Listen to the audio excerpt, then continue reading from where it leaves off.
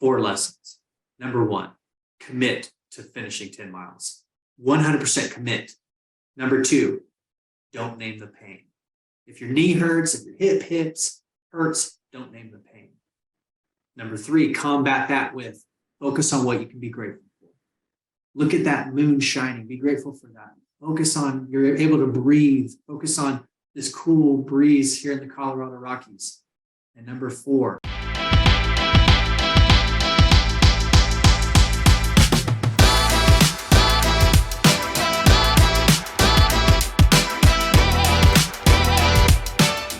welcome to the Real Construction Owners Podcast, where we interview real construction owners doing big things so you can learn how to become an owner and not an operator. Today, we have a special guest out of Dallas, owner of Rain Construction, Aaron Schwarz. How you doing, brother? What's going on, man? Thanks Man, for I'm truly having me on, blessed. Thanks for being on. Hey, we're going to dive into some things today. We're going to talk about your best processes, your tips for growing your construction company. We're going to talk about painful experiences that you went through. So our audience, contractors, general contractors, roofers can benefit and learn. With that being said, before we dive into the goods, tell us your story. How'd you get started? How'd you become an owner? And what's your vision for your company? So I got started in the roofing industry in April of 2020. And before that, I was a roughneck. I worked on drilling rigs in the oil field for 7 years prior.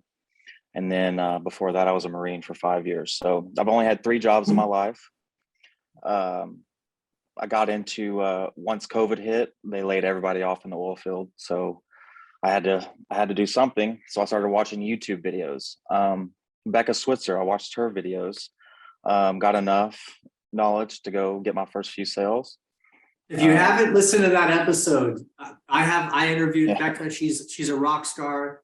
She blew my business up by her stuff, and continue on. Did she help you?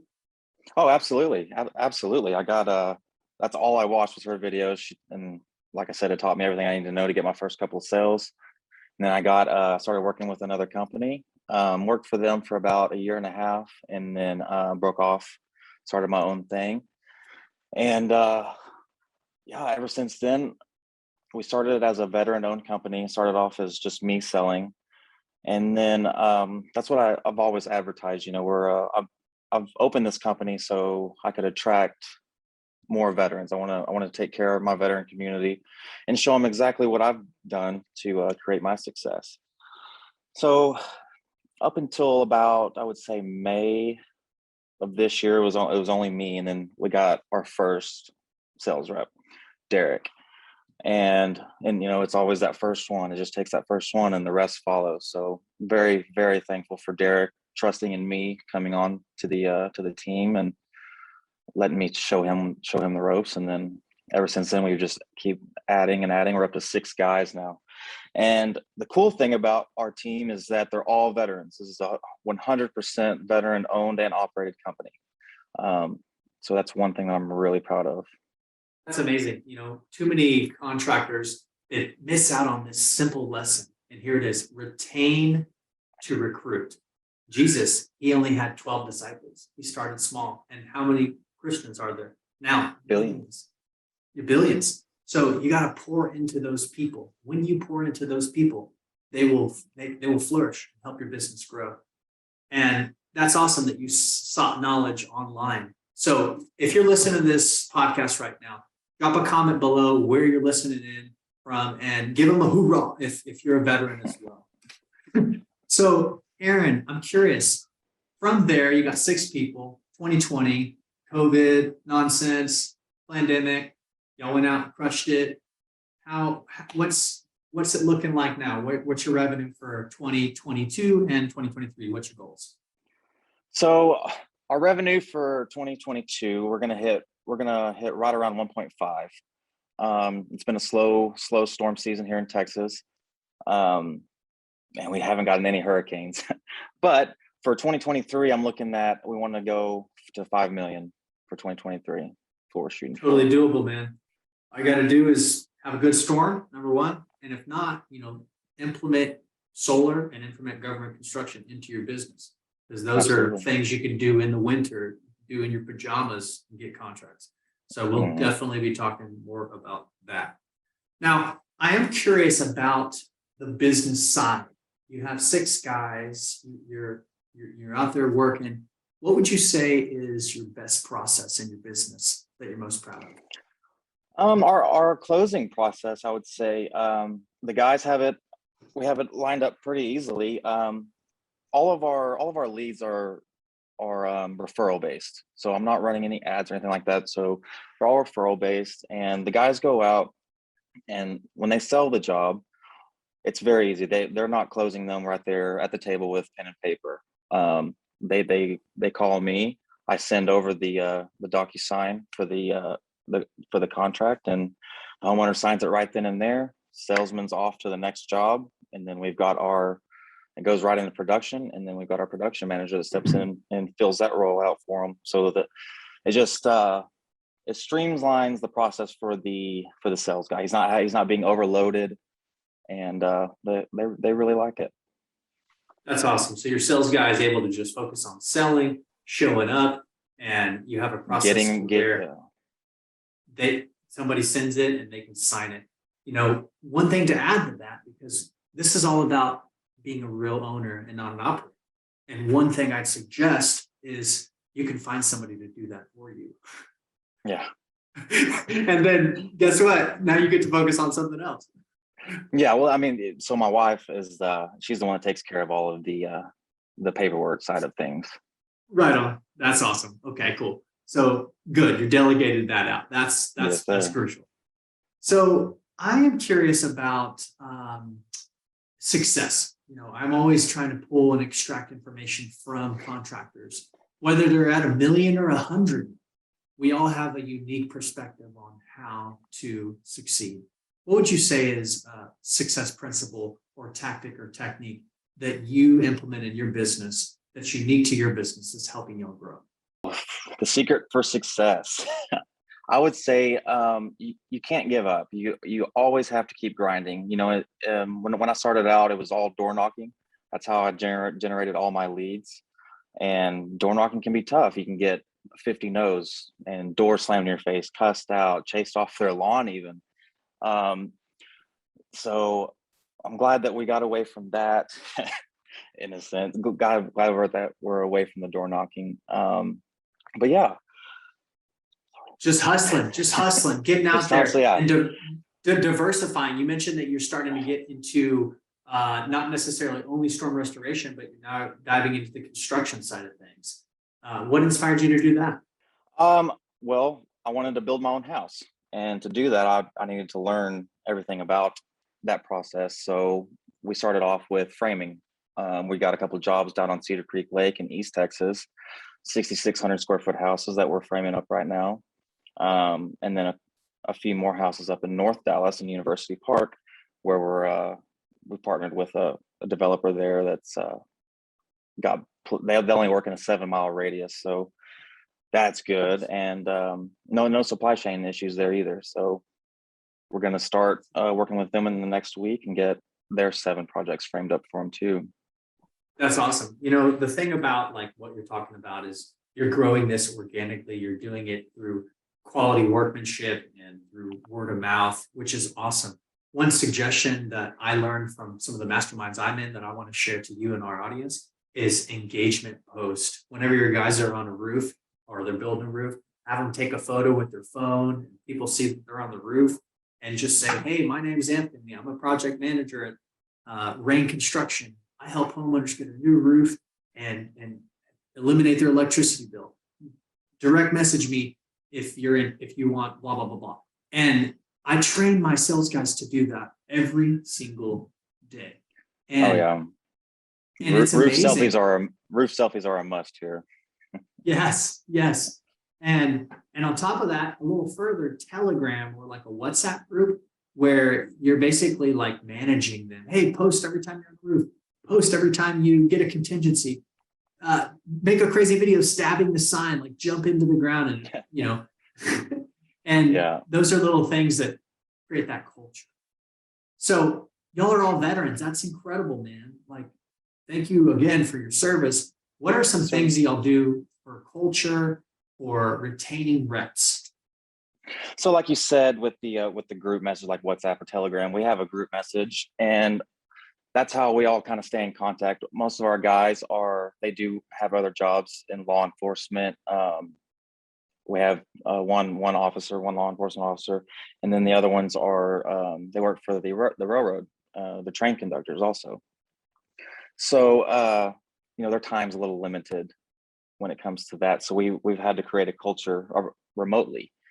With us all being vets, that culture is already kind of built in. We all know what each other has been through. Most of us, I was a Marine, and most of us are Marines that work here. I've got 2 Army and 1 guy that was in the Navy. But other than that, it's just we stick to those same principles that we were taught in the military, and we hold ourselves accountable and to that same level that we were held to in the military as well.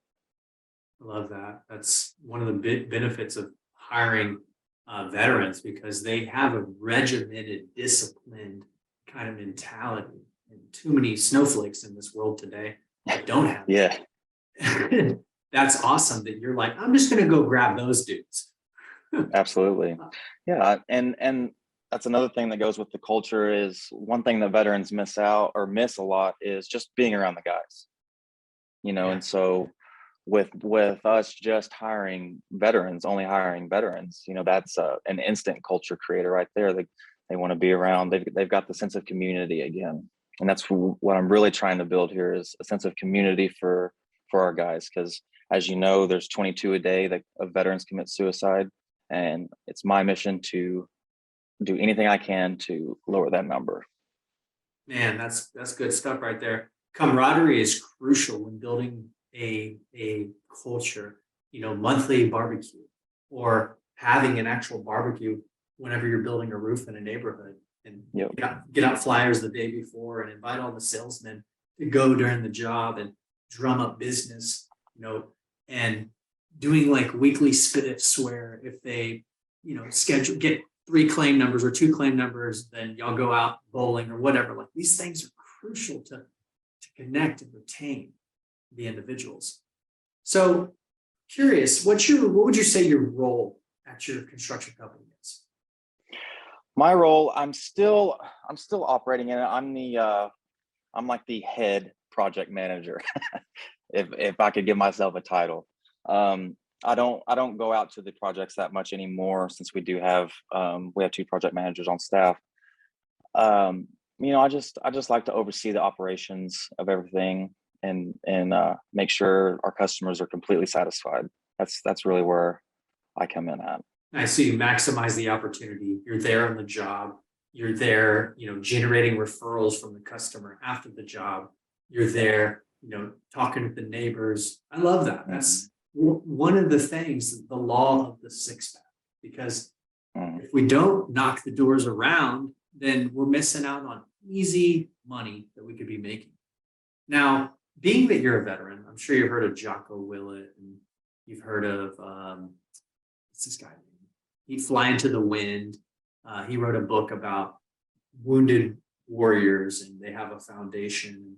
And I support veterans. I support these kinds of causes because, y'all paid forth the most extreme of circumstances for our freedoms. And that in its own is worth more than a thank you. Like a thank you just doesn't do it justice. So there's creative solutions for outreach. I've heard of other veteran-owned contractors where there's like groups where these veterans hang out, and you can actually go there and sponsor like a barbecue. And they did that, and we're able to pull quality recruits from those veterans. Do you do any types of outreach for community or anything of the such, or how are you currently recruiting and scaling your company? I'm currently recruiting just on social media, like just being the example. And then again, our recruiting is also referral based too. So a lot of our guys know each other. We also grew up together, and then we all left and went to the military. But So they're bringing on the guys that they were in the military with that I didn't know, but they were in the military, so they're welcome here, of course. So yeah, that's how we've been recruiting, just word of mouth, and like I said, we started with Derek probably around May or June, and ever since then we've got 5 more guys since him, and I Nice. just left breakfast with our 6th guy, getting him all set Nice. up. That's so cool, man. What is your setup process when somebody comes in and says, "Yes, I'm ready"? What does that look like? Because some What? contractors don't. What is your setup process for a new recruit? Because some contractors don't have a setup process. So I'm always trying to ask, what does that look like within your company when somebody says, "Yeah, I want to come sell for you"? What happens next? So we do an NDA, a non-disclosure agreement, right off the bat, and then we get the employment contract set up. And that just goes over their payment plan, how much they're going to make and everything, and then what it's going to take for them to graduate to the next payment plan if they're starting off brand new. So then they go through that, and then I get them set up with Adam Bensman's the roof strategist training. It's amazing. That's probably the best training that you can get besides Becca Switzer. But yeah, the guys really enjoy that, and get them set up with that. And then after that, we go, they either already have a roof to bring in, and then I'll go out with them and we'll go over the inspection process. And it's a very detailed inspection process that I do, because we have to have our photos perfect. Every time you send in a photo report to the insurance company or to your customer, it needs to be detailed and perfect in my eyes. So I go over that whole inspection process with them. And if they need to go over it more than once, we'll do that. And then from there, we'll start knocking doors. We'll go to the neighbor's door, and I'll kind of throw them into the fire and see where they're at, just so I can have a baseline. And then from there, we'll start doing corrections. And then as they go along, they start picking it up. And the guys are they're really intuitive. They're really smart, and they pick up things really fast. Spoken like a true leader. A lot of contractors, they just say, "Here you go, here's the manual, go at it." But what you're doing is you're building their success. You're building your success through their success. You're actually getting out there and you're with them. And that is absolutely crucial for a door-to-door business or for a commission-based business. To get out there and to knock, to show, to lead, and then say, "Your turn." And then to be there when they stumble to, save it and close it. That's vital. That's vital. Yes, sir. Absolutely. As far as representatives coming in, is there, every comp plan is different. How does your comp plan look? Base salary, commission only? There's no wrong answer. Yeah. So they're my goal with every one of them, and we haven't got it set up with the 6th guy yet, but our goal is, out of the first job that you bring in, we're going to pull out $300. We're going to job cost $300, and we're going to get you set up with your own LLC. And then you're going to be your own contractor. And then we have everybody on 1099. And then we'll start off, everyone's different. It ranges from, it's commission based, it's all commission based. And it ranges from 30% to a 50%, all the way up to 50. That's brilliant. So you actually start their own LLC as 1099, so you're not going to have any tax issues later with the government. Exactly. Brilliant. That, and I'm also, I wanted to give them the benefits of the tax benefits, and I want them smart. Getting killed. Yeah, they can write off, their haircut, their cell phone, Augusta rule, where they can write off 14 days out of the year. They can write off their house for a certain price. So many benefits of being an independent contractor. Love it. And that's another thing we have is a financial advisor, and all the guys have access to them. So when it comes to around the end of November, they'll be able to get with him and start their tax mitigation process. So they'll still have another month if they need some write-offs, need to go buy some stuff. They still have that time. But yeah, we've got them set up in every sort of way to succeed. That's so cool, man. So I'm curious, because I never went to the military. I never signed up to be a part of it.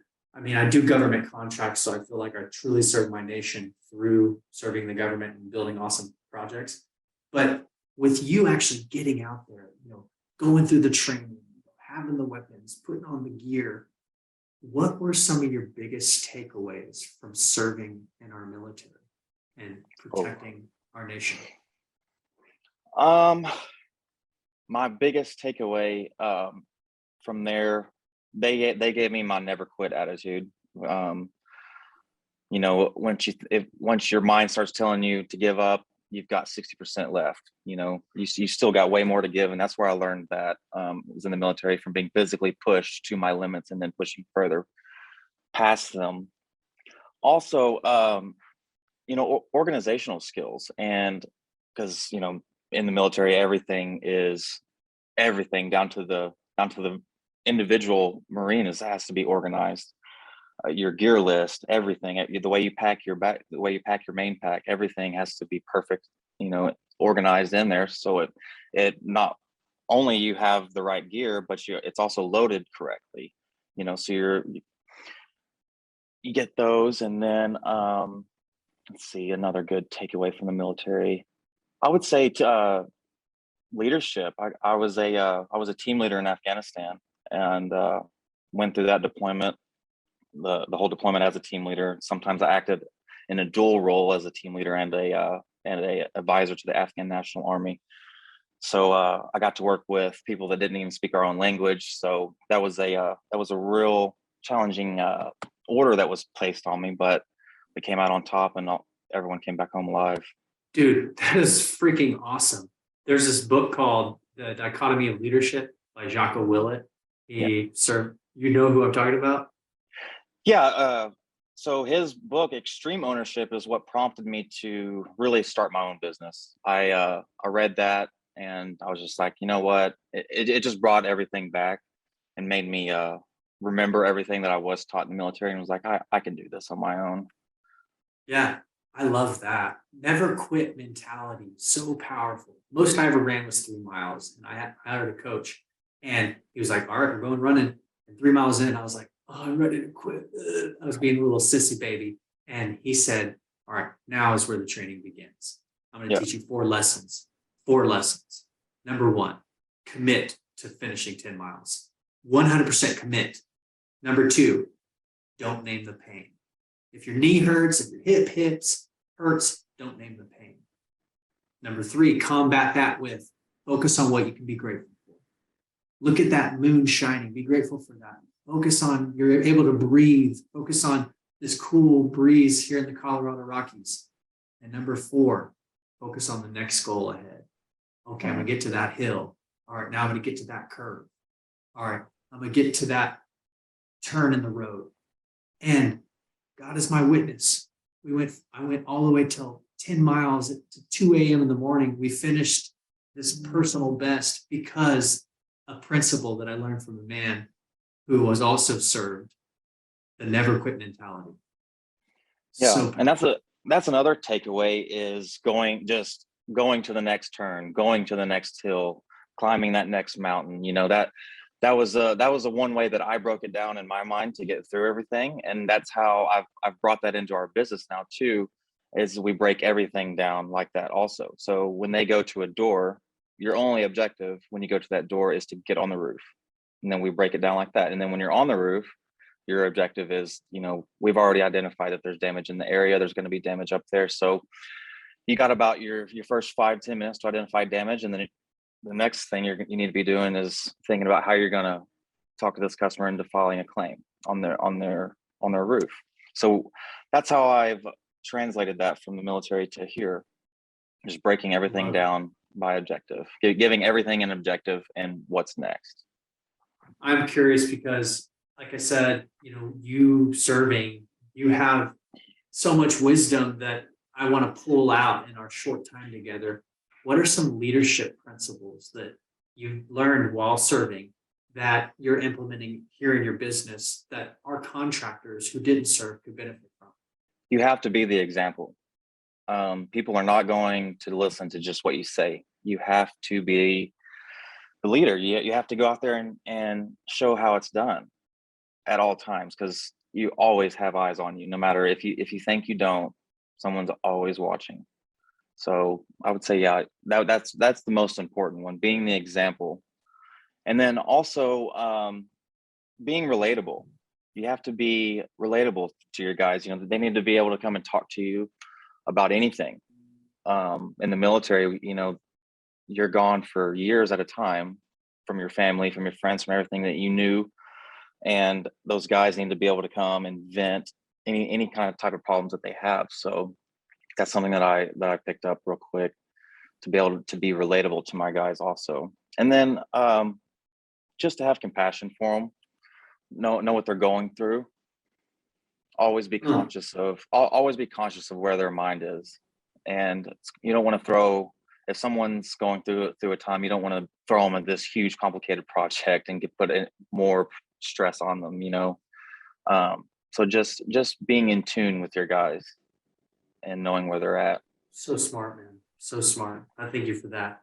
What's the last book that you read, cover to cover, that you loved, that you enjoyed, that you were like, man, this is good, that you could share with our audience? Greenlights by Matthew McConaughey. It's the last one. I just finished that one.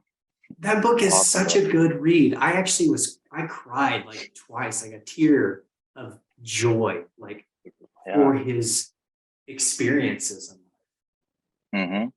What would you say was one of your favorite moments of that book?